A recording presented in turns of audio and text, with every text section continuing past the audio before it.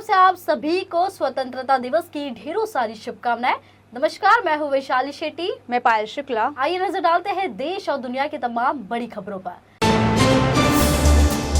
स्वतंत्रता दिवस के मौके पर लाल किले की प्राचीर से पीएम मोदी ने किया ध्वजारोहण। इसके बाद देशवासियों को किया संबोधित। पीएम ने अपने 98 मिनट के लंबे भाषण में सेक्युलर कोड, रिफॉर्म, महिला अत्याचार, करप्शन और मेडिकल एजुकेशन से लेकर नई शिक्षा नीति का भी किया जिक्र। कहा, जारी रहेगा भ्रष्टाचार के खिलाफ लड़ाई। भ्रष्टाचार को लेकर प्रधानमंत्री नरेंद्र मोदी ने विपक्ष पर बोला हमला। कहा, कोई कल्पना भी नहीं कर सकता है कि हमारे ही देश में कुछ ऐसे लोग हैं जो भ्रष्टाचार का कर रहे हैं महिमा मंडन। भ्रष्टाचार की दीमक से परेशान रहा है हर देशवासी, लेकिन अब होगी कड़ी कार्रवाई। प्रधानमंत्री नरेंद्र मोदी ने लाल किले से साल 2047 तक भारत को विकसित राष्ट्र बनाने के संकल्प को दोहराया। कहा, बाधाएं, रुकावटें और चुनौतियों को पार करते हुए नए संकल्प के साथ देश चलने के लिए है प्रतिबद्ध। पीएम ने कहा, 40 करोड़ लोग आजादी के सपने को कर सकते हैं पूरा, तो 140 करोड़ देशवासी विकसित भारत के सपने को साकार करने की रखते हैं श्रद्धा। प्रधानमंत्री नरेंद्र मोदी ने यूनिफॉर्म सिविल कोड को लेकर दिया बड़ा बयान। कहा, देश में होना चाहिए सेक्युलर कोड। पीएम ने कहा, जो कानून धर्म के आधार पर देश को बांटते हो वो नहीं बना सकते आधुनिक समाज। डिजाइनिंग इंडिया का भी दिया मंत्र। पीएम ने टेक्नोलॉजी को जोड़ने पर भी दिया जोर। कहा, हर सेक्टर में नएपन और टेक्नोलॉजी को जोड़ने की है जरूरत। पीएम मोदी ने कोलकाता में हुए महिला डॉक्टर के साथ दुष्कर्म और हत्या के मामले का किया जिक्र और महिलाओं के खिलाफ हिंसा पर दिया सख्त संदेश। कहा, लाल किले से एक बार फिर अपनी पीड़ा को करता हूं व्यक्त। एक समाज के तौर पर हमें महिलाओं पर हो रहे अत्याचार के बारे में गंभीरता से करना होगा विचार। देश में महिलाओं के खिलाफ हो रही हिंसा को लेकर जो आक्रोश है उसे भी कर रहा हूँ महसूस। पीएम ने कहा, इन राक्षसी कृत्यों को अंजाम देने वालों को जल्द से जल्द मिले सख्त सजा। लाल किले से देश के प्रधानमंत्री नरेंद्र मोदी ने किया बड़ा ऐलान। कहा, भारत में अगले 5 साल में बढ़ेगी 75,000 मेडिकल की सीटें। चुनौती को चुनौती देना हिंदुस्तान की है फितरत। पीएम ने कहा, मैं नहीं चाहता कि देश के नौजवानों को विदेश में पढ़ने के लिए होना पड़े मजबूर। लाल किले से बांग्लादेश के बिगड़े हालात पर भी बोले प्रधानमंत्री नरेंद्र मोदी। कहा, पड़ोसी देश होने के नाते है चिंता और वहां रह रहे हिंदुओं की सुरक्षा को लेकर चिंतित है 140 करोड़ भारतवासी। सुनिश्चित होनी चाहिए बांग्लादेश के हिंदुओं की सुरक्षा। लोकसभा स्पीकर ओम बिरला ने देशवासियों को दी स्वतंत्रता दिवस की शुभकामनाएं। कहा, स्वतंत्रता सेनानियों के महान प्रयासों से मिली है आजादी। राष्ट्र के नवनिर्माण के प्रति संकल्प लेने का है आज का दिन। सामूहिक प्रयासों से सिद्ध होगा विकसित और समृद्ध भारत का संकल्प।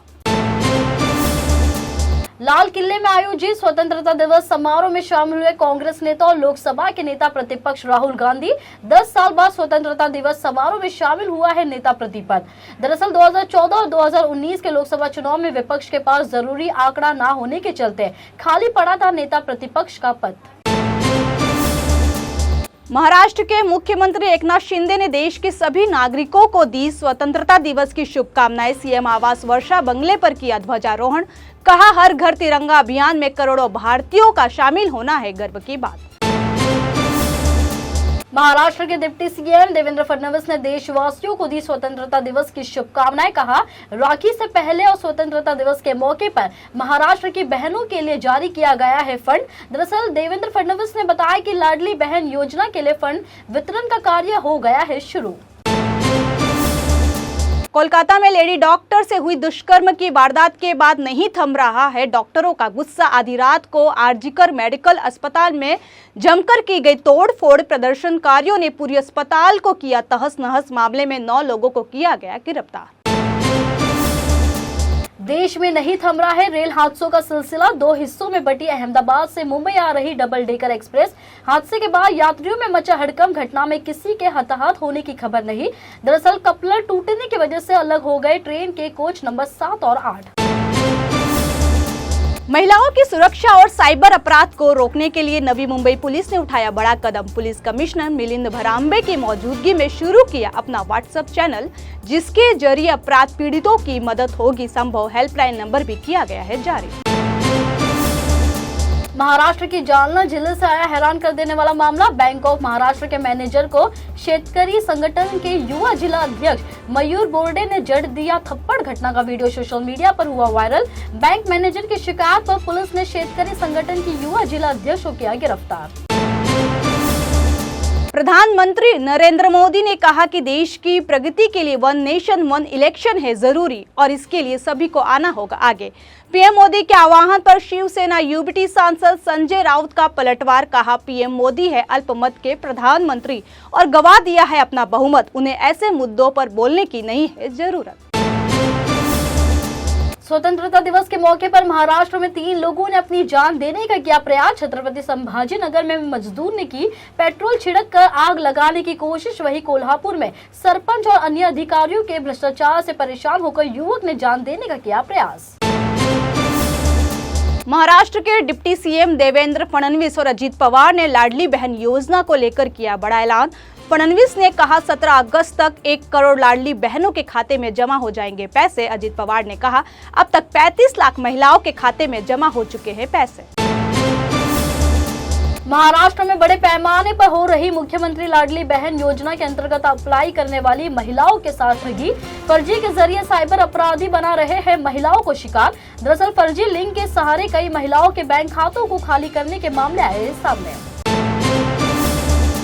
महाराष्ट्र के अहमदनगर जिले में स्थित पुड़तांबा में ग्रामीणों ने किया रेल रोको आंदोलन। पटरी पर उतरकर रोक दी ट्रेनें। दरअसल पुड़तांबा रेलवे स्टेशन पर सालों से ट्रेनों को स्टॉपेज देने के स्थानीय लोग कर रहे हैं मांग। आंदोलन को समर्थन देने के लिए ग्रामीणों और व्यवसायियों ने बंद रखी है दुकान। पुनतांबा रेलवे स्टेशन पर ग्रामीणों द्वारा किए गए रेल रोको आंदोलन के बाद प्रभावित हुई कई ट्रेनें। आंदोलन के चलते वंदे भारत एक्सप्रेस ट्रेन की रफ्तार पर लगा ब्रेक। कान्हेगांव रेलवे स्टेशन पर कई घंटों तक खड़ी रही वंदे भारत एक्सप्रेस। मीरा भाईंदर से और दहीसर के बीच मेट्रो में सफर करने वाले यात्रियों के लिए आई बड़ी खुशखबरी। दहीसर चेक नाका से भाईंदर पश्चिम के सुभाष चंद्र बोस मैदान तक शुरू हो जाएगी मेट्रो 9 की सेवा। एमएमआरडीए के मुताबिक मेट्रो लाइन का 87% काम हो चुका है पूरा। साल 2022 में इस मेट्रो लाइन को शुरू करने की योजना, लेकिन कोरोना काल और अन्य वजहों के चलते हुई देरी। साल 2025 के दिसंबर तक मेट्रो लाइन की सेवा शुरू होने का जताया जा रहा है अनुमान। महाराष्ट्र विधानसभा चुनाव से पहले कांग्रेस को लग सकता है बड़ा झटका। दरअसल मुख्यमंत्री एकनाथ शिंदे से मिले क्रॉस वोटिंग करने वाले कांग्रेस के 2 विधायक हीरामन खोसकर और जितेश अंतापुरकर अब दोनों के कांग्रेस का हाथ छोड़ने और शिवसेना शिंदे गुट में शामिल होने की लगाई जा रही अटकलें। स्वतंत्रता दिवस के मौके पर बिहार के मुख्यमंत्री नीतीश कुमार ने युवाओं के लिए किया बड़ा ऐलान। कहा आने वाले चुनाव से पहले राज्य के युवाओं को दी जाएगी 12 लाख सरकारी नौकरियां। इससे पहले 10 लाख नौकरी देने का हुआ था फैसला। सीएम ने कहा बढ़ा दी गई है संख्या। महाराष्ट्र के मुख्यमंत्री एकनाथ शिंदे ने राज्य में गणेश उत्सव का पर्व शुरू होने से पहले बप्पा के भक्तों के लिए किया बड़ा ऐलान। कहा अधिकारियों को गणपति आगमन और विसर्जन मार्ग के गड्ढे तत्काल भरने के दिए गए हैं निर्देश। मुख्यमंत्री ने मुंबई समेत राज्य के तमाम शहरों में कृत्रिम झीलों की संख्या बढ़ाने और इको फ्रेंडली गणेश उत्सव मनाने का किया ऐलान। फिलहाल के लिए इतना ही। देश और दुनिया की तमाम बड़ी खबरों के लिए जुड़े रहिए इन 24 न्यूज से। साथ ही इन 24 न्यूज के social media platform YouTube, Instagram और फेसबुक को लाइक, सब्सक्राइब और शेयर करना ना भूलें।